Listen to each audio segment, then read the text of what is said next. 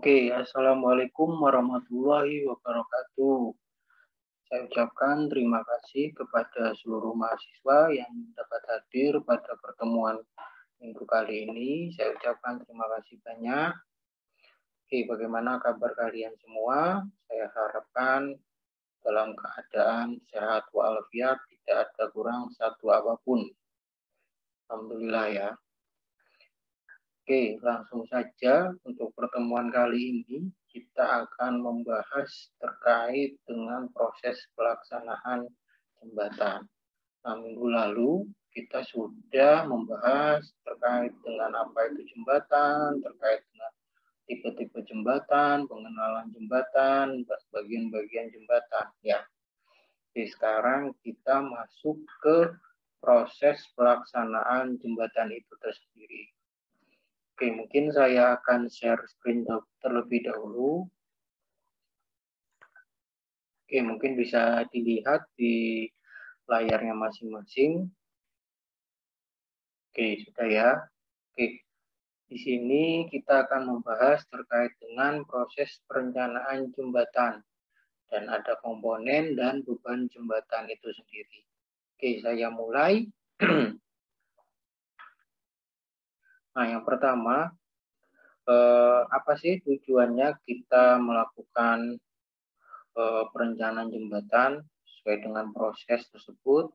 Nah, maksud untuk perencanaan jembatan itu sendiri yaitu menentukan fungsi struktur secara tepat, bentuk struktur yang sesuai, serta efisiensi sehingga mempunyai fungsi estetika. Nah, di sini ada beberapa kata yang harus kita garis bawahi. Yang pertama itu struktur secara tepat, kemudian bentuk struktur, kemudian efisiensi dan estetika.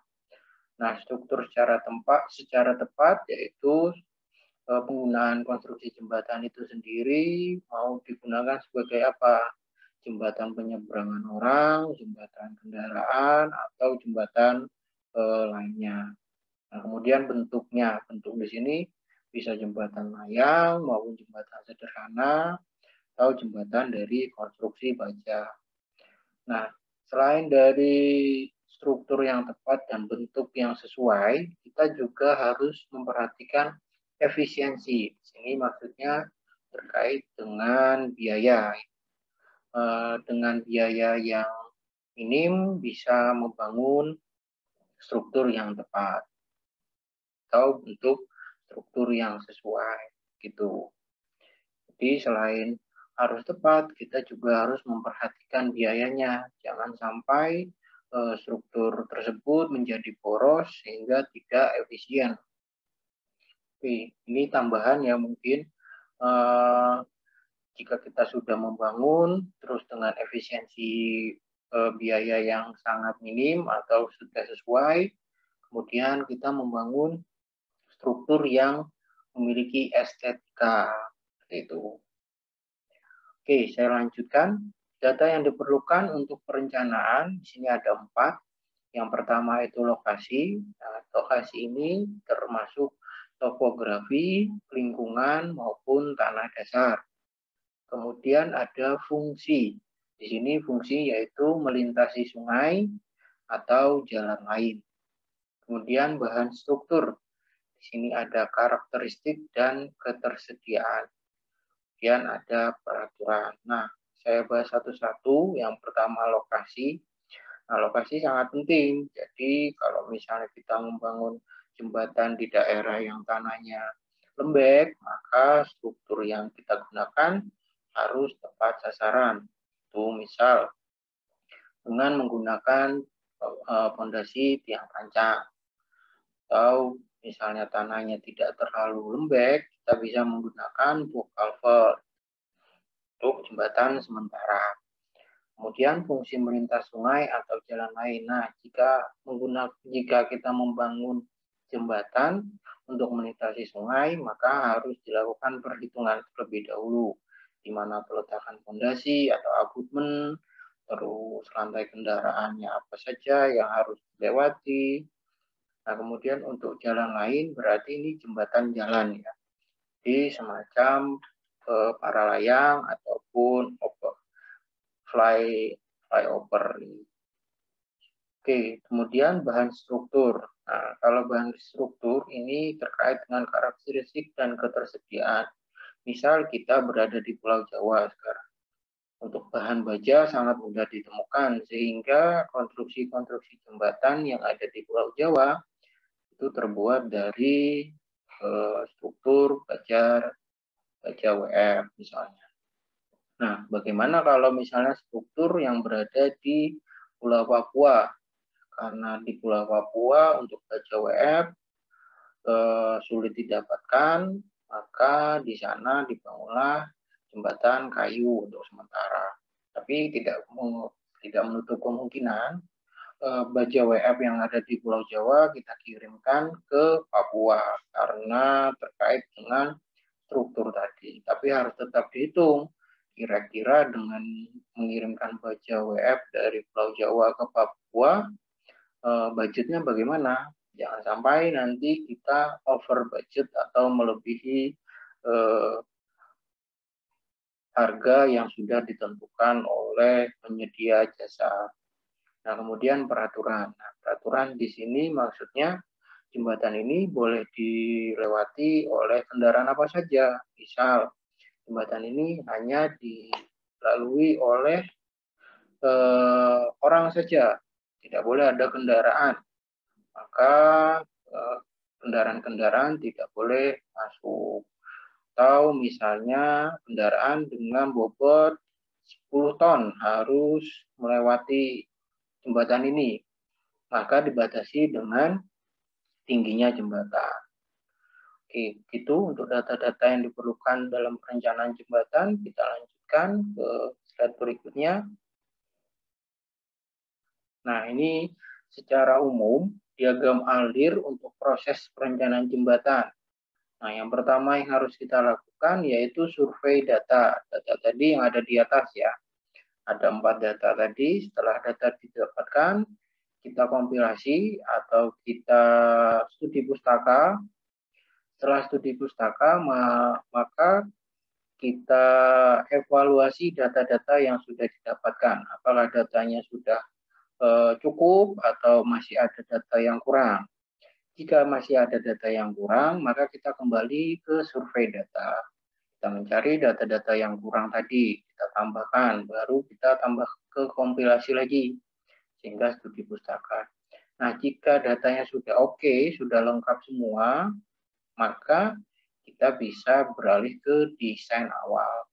Nah, desain awal ini untuk menentukan beberapa hal, yaitu di sini tipe struktur, bahan struktur, model struktur, dimensi atau model struktur, kemudian ada hitungan awal. Oke, jika sudah didapatkan desain awal, kita evaluasi. Evaluasi desain awal. Kita tambahkan pembebanan. Sudah ada rencana LHR atau rencana beban kendaraan yang akan melewati. Kita tambahkan dan kita masukkan beban-beban tersebut, termasuk dengan beban sendiri jembatan itu sendiri, kita masukkan ke aplikasi StatPro maupun SAP. Nah, jika memenuhi, maka ke desain akhir. Jika tidak memenuhi, maka harus dimodifikasi. Nah, dimodifikasi ini bisa dengan penambahan fondasi, penambahan bahan atau mengganti bahan, sehingga didapat desain yang sesuai dengan kendaraan yang akan lewat. Nah, jika sudah oke, maka desain akhir. Di sini modifikasi akhir, model struktur, hingga hitungan akhir. Nah, ini ditambahin pernak-pernik ya. Mungkin dengan ditambahi dengan railing, atau ditambahi dengan pelengkap bangunan pelengkap lainnya. Nah, jika sudah didapatkan desain akhir, maka kita bisa menggambarkan. Nah, gambar rencana kerja ini kita masukkan di sini, kemudian ada RKS, kemudian ada RAB. Nah, RKS ini terkait dengan rencana kerjanya. Kemudian RAB ini terkait dengan estimasi biayanya. Kemudian jika sudah oke, maka akan lakukan pelaksanaan. Oke, begitu kurang lebih untuk diagram alir proses perencanaan jembatan. Oke, saya lanjutkan. Nah, untuk proses perencanaan jembatan tadi ada 4 ya, pemilihan lokasi dulu. Nah, beberapa aspek yang harus kita perhatikan dalam pemilihan lokasi jembatan. Yang pertama itu aspek lalu lintas, kemudian aspek teknis, yang ketiga aspek estetika, yang terakhir layout jembatan. Nah, seperti yang saya bilang tadi, bahwa kendaraan apa saja yang boleh lewat, kendaraan apa saja yang bisa melintas jembatan itu sangat penting karena itu terkait dengan beban. Oke, kemudian terkait dengan aspek teknis, ini terkait dengan bentang, struktur jembatannya itu apa saja, kemudian nanti lantai kendaraannya apa saja, terkait dengan bahan jembatan itu sendiri. Kemudian aspek estetika. Nah, aspek estetika ini sebagai nilai tambah, misalkan di Malang untuk di daerah Soekarno-Hatta, lebih tepatnya Suhat ya, di sana ada jembatan. Nah, dengan dibangunnya jembatan di sana sebagai penanda kita tahu supaya lokasi jembatan Suhat itu ada di mana. Jembatan Suhat ada di Jalan Soekarno-Hatta. Nah, kemudian contoh lain di Surabaya dan Madura. Nah, di Surabaya ada jembatan yang menghubungkan kedua pulau tersebut, yaitu jembatan Suramadu. Nah, seperti itu maksudnya estetika, yaitu sebagai simbol suatu daerah. Kemudian contoh yang ketiga mungkin terakhir di Palembang itu ada jembatan Ampera. Nah, jembatan Ampera itu adalah jembatan yang berada di Palembang. Oke, kemudian yang terakhir layout jembatan. Nah, ini terkait dengan layout jembatan nanti kita bahas lebih lanjut di slide berikutnya, yaitu terkait dengan square layout.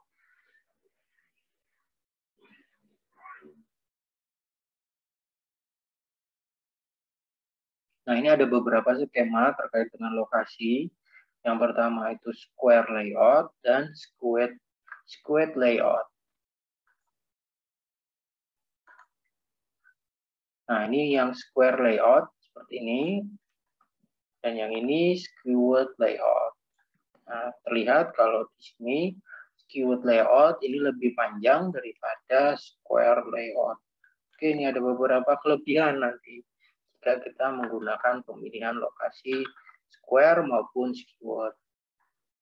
Oke, ini terkait dengan rumus umum.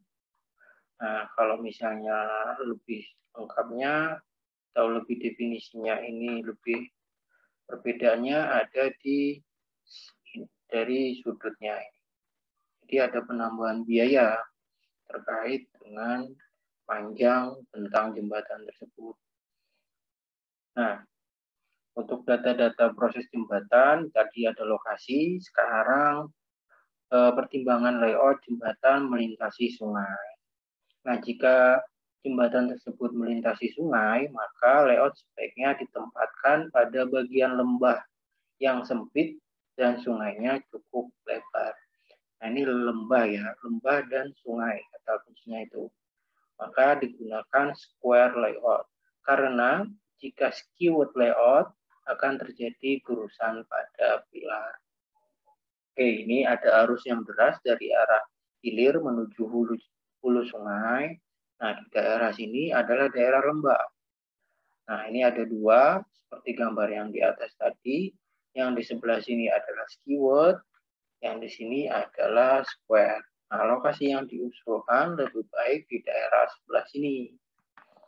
Karena menghindari terjadinya gerusan pada pilar atau abutmen jembatan. Nah, di daerah ini juga daerah yang sungai cukup lebar dan bagian lembah yang sempit. Oke, saya lanjutkan. Nah, ini pertimbangan layout jembatan melintasi sungai berikutnya. Nah, ini ada gambar. Ada percabangan sungai yang menuju satu titik sungai di sini. Nah, kemungkinan banyak terjadi sedimentasi jika kita membangun jembatan pada daerah-daerah ini. Ini ada potongan 1, ini ada potongan 2. Nah, jika kita memaksakan untuk membangun jembatan pada daerah ini, maka yang akan dikhawatirkan nanti sedimentasi, karena ini adalah titik kumpul dari cabang 1, cabang 2 ke cabang yang pertama. Oke, jembatan sebaiknya tidak ditempatkan langsung di sebelah hilir mulut tributary. Ini pada potongan 1. Nah, potongan 1 adalah ini. Kemudian jembatan sebaiknya tidak ditempatkan di dekat hulu percabangan sungai, seperti pada gambar potongan 22. Nah, ini tahu di sini istilahnya tributary atau anak sungai.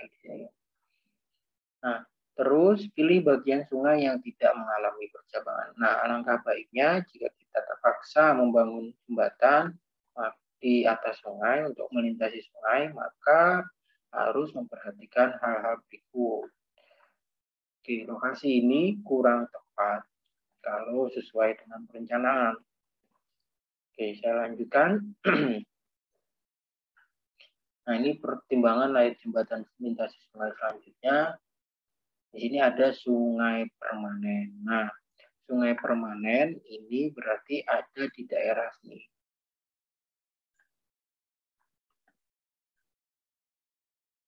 Nah, untuk daerah sini,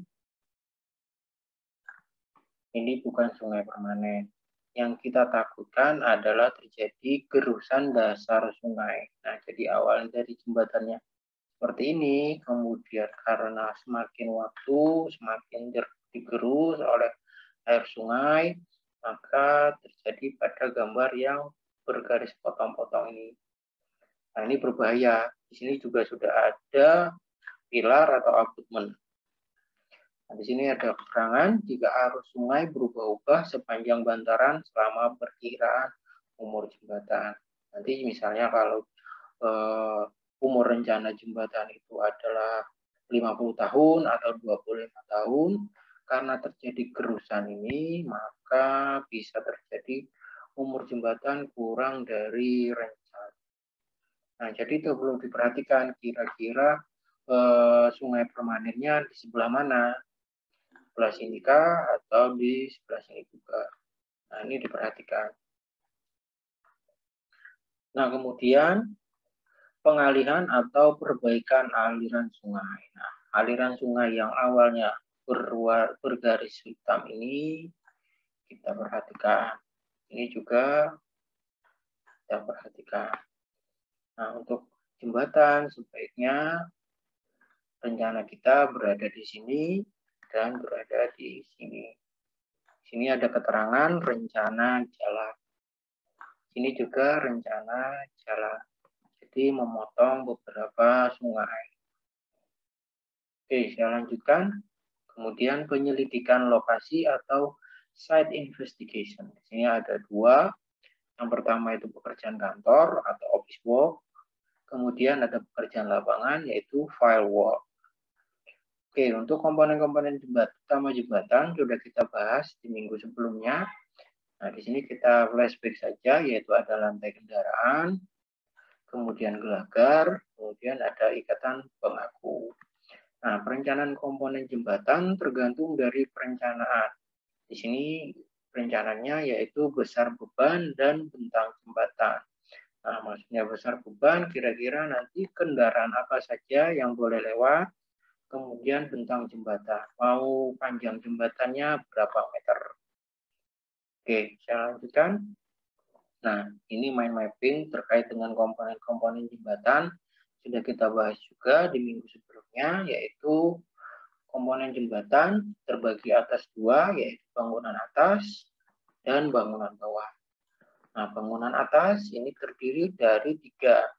Lantai kendaraan, gelagar, kemudian ada tumbuhan. Nah, gelagar sendiri itu dibagi oleh 3 juga. Yang pertama gelagar induk, gelagar melintang, kemudian gelagar memanjang. Nah, kemudian untuk bangunan bawah terdapat pilar atau abutmen. Kemudian di bawah pilar itu ada pondasi. Nah, seperti itu. terkait dengan komponen-komponen jembatan sudah kita bahas di minggu lalu. Oke, ini salah satu contoh perencanaan komponen jembatan tipe 1. Ini ada lantai kendaraan, gelagar panjang, gelagar melintang, kemudian ada gelagar induk, kemudian ada tumpuan, ada pilar abutmen, serta ada fondasi. Nah, jika kita tambahkan di sini ada tanah dasar atau subgrade. Nah, secara gambar bisa kita jelaskan dari komponen-komponen di atas tipe 1 tadi. Nah, kira-kira kalau dipotong, komponen-komponen jembatan tersebut adalah seperti berikut. Mana gelagar induk yang berwarna hitam, kemudian ada gelagar memanjang berwarna putih, kemudian ada gelagar melintang berwarna merah. Nah, ini kalau kita potong, potongannya gambarnya kira-kira seperti ini. Oke, saya lanjutkan. Nah, ini perencanaan komponen jembatan tipe 2. Ada beberapa yang dipangkas di sini secara jelas, yaitu lantai kendaraan, terus gelagar memanjang atau gelagar induk, kemudian tumpuan, kemudian ada pilar abutmen, yang terakhir ada fondasi. Nah, di sini tidak ada gelagar melintang ya. Oke, kita lanjutkan. Nah, gelagar melintangnya diganti dengan diafragma. Sini ada gelagar induk. Gelagar induk. Nah, gelagar melintangnya diganti dengan diafragma. Oke, ini untuk tipe jembatan yang kedua. Oke, sekarang beralih ke lantai kendaraan. Yang kita sudah bahas juga, sekarang kita flashback sedikit mungkin terkait dengan lantai kendaraan. Nah, komponen ini selalu ada pada setiap jembatan. Langsung menerima beban lalu lintas jembatan, beban plat, beban D, dan beban T. Nah, lantai kendaraan memiliki daya redam yang tinggi, misal untuk jembatan kereta api. Untuk bentang normal, untuk lantai kendaraan, yaitu 0,8 meter sampai 1,2 meter. Nah, jika diketahui atau ditemukan di lapangan, lantai kendaraan lebih dari 1,2, maka harus menggunakan gelagar. Nah, ini lantai kendaraan untuk gambarnya. Oke, saya lanjutkan komponen gelagar jembatan. Urutan gelagar. Urutan gelagar ini terdiri dari LK terlebih dahulu, lantai kendaraan terlebih dahulu, kemudian gelagar memanjang, kemudian gelagar melintang, baru terakhir gelagar induk. Jadi kalau kita gambarkan dari atas ke bawah, ini susunannya seperti ini. Nah, untuk jarak-jarak normal masing-masing, gelagar memanjang itu 1 meter sampai 1,5 meter. Sedangkan untuk gelagar melintang itu 3 meter sampai 5,5 meter. Kemudian untuk jembatan komposit, gelagar melintang berfungsi sebagai diafragma. Oke, saya lanjutkan. Nah, ini ada komponen gelagar jembatan yang kita gambarkan di atas tadi. Ada lantai kendaraan tipe 1, ada tipe 2. Nah, ini jika diimplikasikan ke dalam suatu konstruksi, gambarnya seperti ini. Nah, ini ada gelagar melintang, ada gelagar memanjang. Kalau ini gelagar melintangnya diganti menjadi diafragma. Oke, mungkin ini gambarnya tampak samping, ini tampak depannya ya. Oke, saya lanjutkan. Nah, sudah ada lantai kendaraan, terus ada gelagar, kemudian sekarang adalah ikatan pengaku. Nah, ikatan pengaku ini banyak macamnya, tergantung dengan fungsinya masing-masing ya. Di sini ada ikatan pengaku berfungsi menahan gaya sekunder dalam arah horizontal. Di sini ada gaya angin, rem, dan tumpuan. Kemudian ada ikatan angin.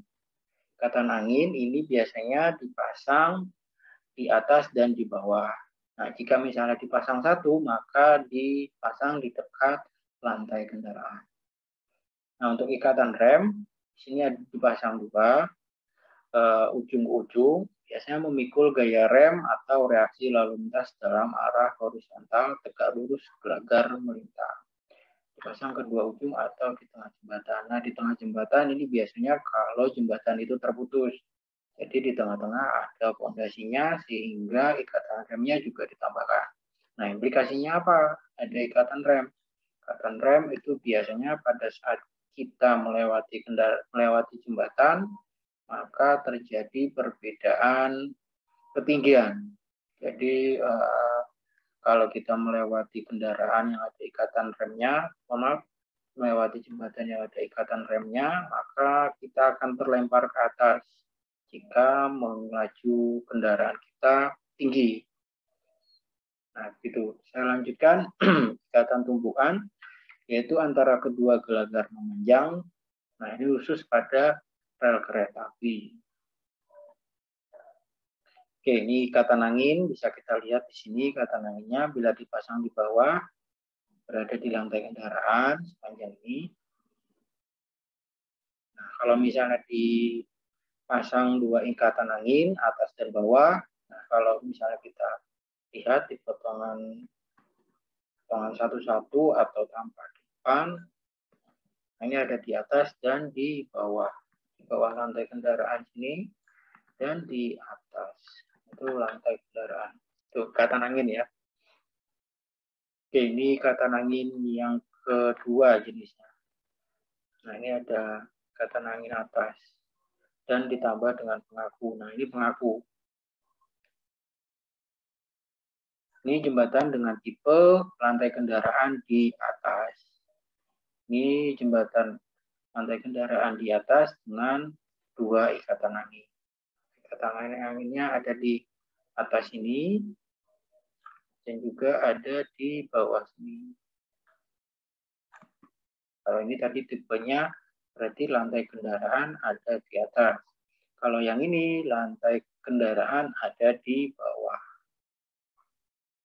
Oke, saya lanjutkan. Nah, ini jembatan lantai kendaraan di atas dengan ikatan melintang. Ikatan anginnya melintang. Jadi tidak ada tampak sampingnya.